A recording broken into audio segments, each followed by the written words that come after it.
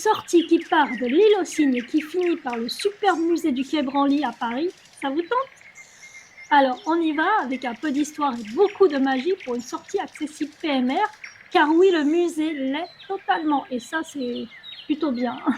Je vous explique tout ça après le générique.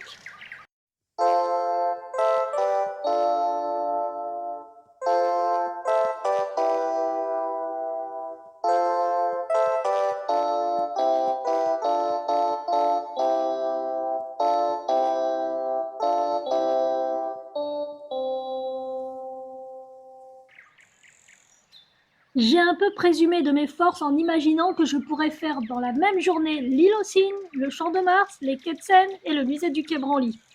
En réalité, je n'étais pas chaude du tout, mais il fallait bien faire plaisir à la copine avec qui j'étais. Et même si j'ai eu mal durant plusieurs jours après cette sortie, je n'ai pas regretté car ce fut une promenade magnifique et un musée extraordinaire de par sa colorimétrie. Après avoir garé la voiture sur l'avenue Frédéric Leplay, oui, difficile de prendre les transports en commun à Paris car peu sont vraiment accessibles. La ligne 6, faut oublier, tout comme le RERC. Les bus sont bien trop souvent bondés et ça tangue beaucoup trop. Dangerous, dangerous, hey, yeah. Les musées sont accessibles, mais encore faut-il pouvoir s'y rendre. Ça, c'est le gros problème. C'est bien beau de rendre les musées accessibles, mais si on ne peut pas y aller, et si on n'a pas de voiture, et si on n'a pas d'amis pour nous emmener, on est dans la merde. C'est le cas de le dire. Alors, les Paralympiques n'ont pas changé les choses. Le présentateur de la cérémonie d'ouverture et de fermeture des Jeux n'arrêtait pas de dire qu'un grand pas avait été fait pour l'inclusion des personnes en situation de handicap grâce à ces Jeux. Je crois qu'il n'a pas réalisé que nous étions souvent en galère pour nous rendre sur les lieux de compétition, car les stations et les bus n'allaient pas jusque-là, vu qu'ils avaient condamné certaines stations, comme Champs-Élysées-Clémenceau, au pied du Grand Palais, où se déroulaient les compétitions d'escrime. Bon, bref, revenons à nos moutons. Nous avons traversé le Champ de Mars, 24,3 hectares tout de même, c'est immense. D'ailleurs, on appelle ce site ainsi du fait que durant la Rome antique, c'était comme ça qu'on appelait l'endroit où étaient faites les manœuvres et les parades militaires. C'était forcément un large espace qui était bien plus grand que cela d'ailleurs, parce que le Champ de Mars à côté, il est tout petit. Donc, quoi de mieux que d'appeler ce vaste et gigantesque lieu faisant face à l'école militaire Champ de Mars. Mars étant le dieu de la guerre, ce nom était adéquat. C'est ici que s'envola le premier aérostat en 1783. Alors, je pense qu'on dit aérostat. Toutefois, le Champ de Mars était plus long qu'il ne l'est actuellement puisque la Tour Eiffel n'existait pas. Et malgré ça, il reste le plus grand espace verdoyant de la capitale. D'ailleurs, les rats s'éclatent bien dans ce petit havre de paix. J'en ai vu un qui lorgnait un sac poubelle laissé sur le chemin. Miam miam ratatouille. Nous avons donc contourné Dame Eiffel pour descendre sur les quais de Seine depuis le pont d'Iéna. Malheureusement, un escalier de ce côté-là, pas faire autrement. Je ne vais pas vous faire un topo sur les ponts de Paris puisque je vous avais fait une vidéo sur ma promenade sur un bateau parisien où je racontais l'histoire d'une grande partie des ponts que nous traversions. Alors, c'était les bateaux parisiens qui étaient en bas de la Tour Eiffel et non les bateaux-mouches qui sont au pont de l'Alma. Pour une petite parenthèse. Après une petite marche jusqu'à la rampe ramenant sur le pont Bir-Hakeim, anciennement viaduc de Passy, d'ailleurs, je conseille à ceux en fauteuil roulant de passer par cette rampe. Parce que c'est plus simple, parce que c'est une rampe. Côté pont d'Iéna, c'est des escaliers. Donc voilà. Donc, et la rampe est assez. Elle n'est pas trop pentue, donc ça va. Nous voilà descendus sur l'allée des Cygnes par le grand escalier en plein milieu du pont. Bir-Hakeim, je pense. Petite difficulté à descendre, mais bon, j'étais encore en forme le matin. Cette île artificielle de 890 mètres de long n'a que 11 mètres de large. Au XIXe siècle, la Seine n'est navigable que du côté gauche. Le génie civil va créer cette digue pour remédier à cela. Et oui, l'île aux Cygnes est avant tout une digue nécessaire à la navigation et au port fluvial de Grenelle. Le pont Rouelle, passant au-dessus de l'île, tout comme Bir-Hakeim et le pont de Grenelle, fut construit en 1900 pour l'acheminement des marchandises. Donc je parle du pont de Rouelle, pas des autres. C'est seulement à partir de 1930 que des arbres furent plantés tout au long de l'allée des Cygnes et que des bancs invitant à la contemplation furent installés pour le grand plaisir des badauds. Nous avons pris nos aises sur l'un de ces bancs et nous avons mangé notre pique-nique en contemplant l'oscillation des eaux ballottées par le passage incessant des péniches et autres bateaux. Petit bémol, on entend un peu trop le RERC, entrant et sortant de la gare située sur le quai du port de Grenelle, car celle-ci est ouverte côté Seine. Bon, allez, mais ne voyons que le côté positif, nous avons eu de la chance car le temps était plus que clément. Puis nous avons continué à longer l'île aux Cygnes jusqu'au pont de Grenelle. Alors pour ceux qui ne peuvent pas descendre les escaliers au pont Birakem, je vous conseille de passer par le pont de Grenelle pour descendre sur l'île. Il y a une rampe, un peu pentue certes, mais il paraît évident que la descente est réalisable. Nous sommes passés sous le pont à l'extrémité en aval et avons pu approcher la fameuse réplique de la Statue de la Liberté posée sur un socle gigantesque qui repose sur une plateforme de 30 mètres de large. Elle regarde vers New York, bien sûr. Elle fut placée là pour commémorer le 100e anniversaire de la Révolution française ainsi que pour l'exposition universelle de 1889. Sur le livret, à sa main gauche, il est inscrit 2 dates, 4 juillet 1776 et 14 juillet 1789, date de l'indépendance des États-Unis et de la France. Bon, il faut avoir de bons yeux ou un bon zoom pour lire l'inscription tout de même, parce que c'est quand même assez haut.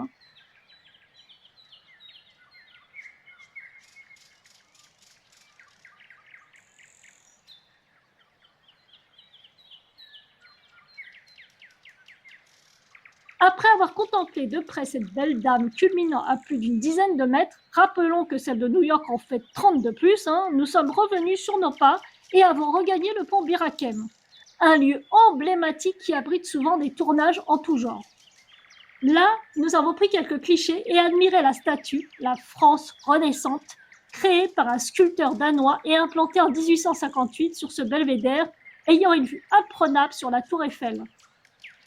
Depuis 2024, la voix se nomme Suzanne Travers. Britannique née en 1909 et décédée en 2003. Elle fut engagée dans les forces françaises. Une femme dans la Légion étrangère, ce n'est pas courant à l'époque. C'est pas commun du tout.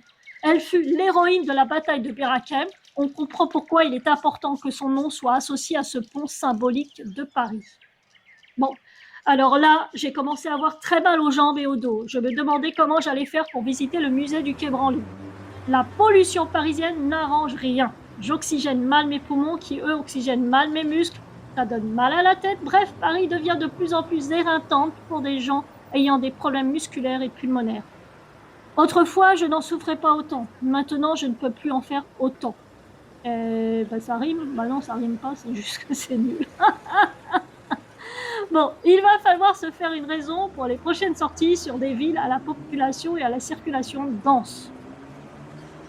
Alors, je suis arrivée exténuée au musée du Quai Branly Jacques Chirac, mais heureuse d'avoir fait tout ce chemin. J'ai dû me résoudre à circuler en fauteuil roulant dans le musée. Ce n'est pas facile d'accepter d'être poussée par une copine, mais comment faire autrement quand nos jambes ne nous portent plus? Bon, après, je ne vais pas me plaindre, c'est rassurant que dans certains musées, ils prêtent des fauteuils roulants ou des déambulateurs. Bien sûr, ils n'ont pas un stock indéfini. J'ai eu de la chance, car ce jour-là, ils en avaient un pour moi. L'entrée est gratuite pour les personnes ayant une carte d'invalidité délivrée par la MDPH, ainsi que pour l'accompagnateur. Vous pouvez aller voir sur le site officiel le détail des accès gratuits ou au tarif réduit. En général, tous les lieux culturels du ministère de la Culture sont gratuits pour les PMR. Alors, un truc très important à dire quand même, le musée a obtenu la marque tourisme et handicap, ce qui veut dire que le musée est accessible à tous les handicaps, alors moteur, mental, auditif et visuel. Alors, on est rentré par la porte de Billy. La photo, c'est pas du tout ça, mais c'est pas grave, c'est de l'autre côté. C'était à la sortie qu'on l'a faite. Mais je vous rassure, toutes les entrées sont accessibles handicap. Voyez vous-même. Et les toilettes aussi, ça va de soi. Un musée moderne puisqu'il a été inauguré en 2006. Le musée du Quai Branly, situé dans le 7e arrondissement, est l'ancien musée des arts et civilisations d'Afrique, d'Asie, d'Océanie et des Amériques. Après la mort du président en 2016, le musée prend le nom du musée du Quai Branly Jacques Chirac. Ce musée ethnographique regroupe des artefacts qui mettent en exergue les coutumes, l'histoire et les mœurs des peuples sur les 5 continents de la planète. Il y a plus d'1,5 million de personnes qui visitent ce musée chaque année. À la fin du XXe siècle, cette volonté de créer un musée regroupant les arts premiers n'est pas très bien accueillie par les autres musées qui ont peur d'être délestés de leur collection.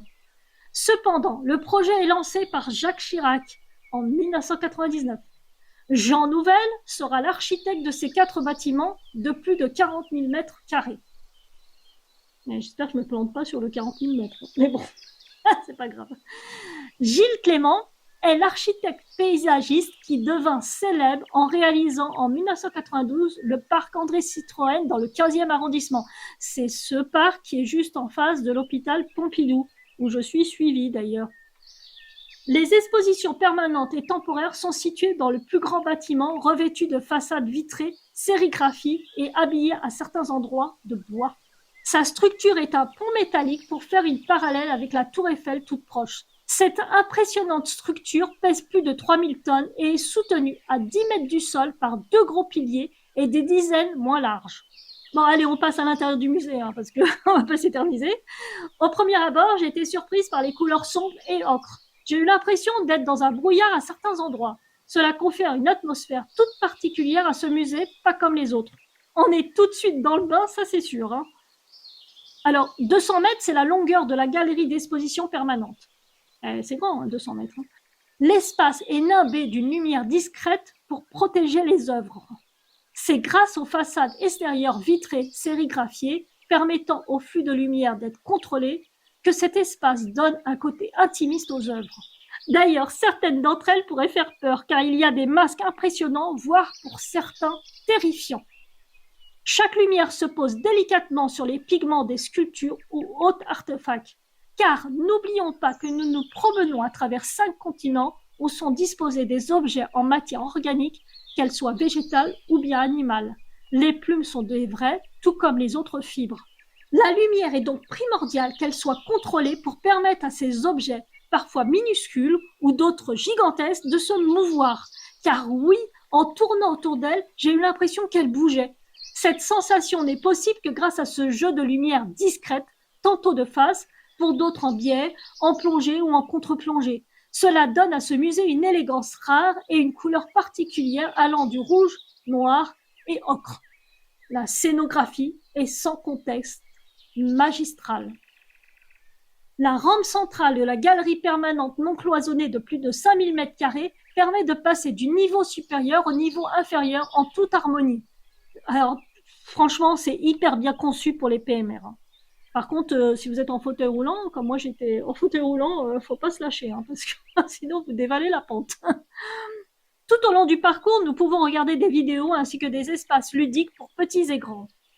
Croyez-moi, on revient en enfance avec un tel dispositif. J'ai eu envie de tout voir et de tout faire. On en prend plein les yeux.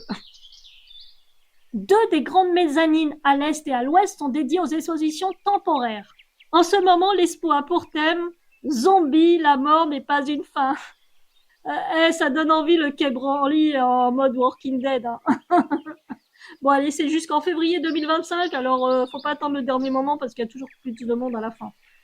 Au rez-de-chaussée, la galerie modulable de 2000 m² avec ses murs et plafonds très clairs est, par sa colorimétrie, à l'opposé des niveaux supérieurs.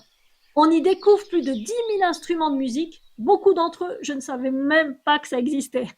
Impressionnant, je vous le dis. Au rez-de-jardin, un amphithéâtre extérieur végétalisé, une salle de cinéma, des salles de cours et de recherche et un snack bar pour étancher sa faim, car on est très fatigué après ça, parce que c'est de la marche, le musée quand même. Enfin, là, j'étais en fauteuil, mais bon, la marche quand même, c'est fatigant. Dans le jardin, un pilier abrite les ombres, un restaurant sur le toit terrasse, mais je n'ai pas osé y aller, car j'imagine qu'avec une telle vue sur les monuments de Paris, le prix doit être excessif pour une petite bourse comme la mienne. Alors, par contre, au rez-de-chaussée de ce pilier se trouve le café Branly, certainement plus abordable, mais j'ai pas vérifié. En plus, on était vraiment à la fermeture du musée. Le jardin est immense car il fait plus de 17 000 m². J'ai adoré malgré que la journée touchait à sa fin et qu'il commençait à faire froid. Mais bon, on a quand même essayé les petits transats. Le fait d'avoir fait le parcours en fauteuil roulant a pu me soulager et j'ai pu admirer ses œuvres sans ressentir trop de douleur physique. Bon, bref, je ne vais pas tout vous raconter, car il y a bien trop de choses à dire sur ce musée. Il y a tellement de choses à lire, à découvrir. Enfin bon, voilà, moi je vous mets des images pour vous donner envie d'y aller. De plus, une visite ne suffit pas pour tout voir. Tant mieux, car c'est un musée à refaire autant de fois que possible pour tout comprendre et surtout tout voir, car assurément, les collections de ce musée semblent infinies. Et ça, vraiment, c'est vraiment la sensation qu'on a quand on y va. Nous avons fini cette balade par les quais avec un petit encas au pied de la tour Eiffel. Merci d'avoir suivi cette vidéo. J'espère que cela vous aura donné envie de découvrir l'île aux Cygnes, My Statue of Liberty et bien sûr le fabuleux et ethnique musée du Quai Branly Jacques Chirac. N'hésitez pas à me dire si j'ai fait des erreurs car je ne suis pas historienne. C'est vraiment en amateur tout ça. J'ai envie de vous partager ce que j'ai aimé et ce qui est accessible. Handicap, c'est toujours basé là-dessus quand même, mes vidéos. C'est est-ce qu'on peut y aller, est-ce qu'on peut se mouvoir, est-ce que les personnes en fauteuil roulant peuvent se déplacer dans le musée, est-ce que c'est accessible, voilà, c'est les toilettes, tout ça, c'est ça qui m'intéresse. Après, effectivement, j'ai bien raconté un peu l'histoire de tous ces endroits parce que ça me plaît énormément et puis j'apprends plein de choses en même temps.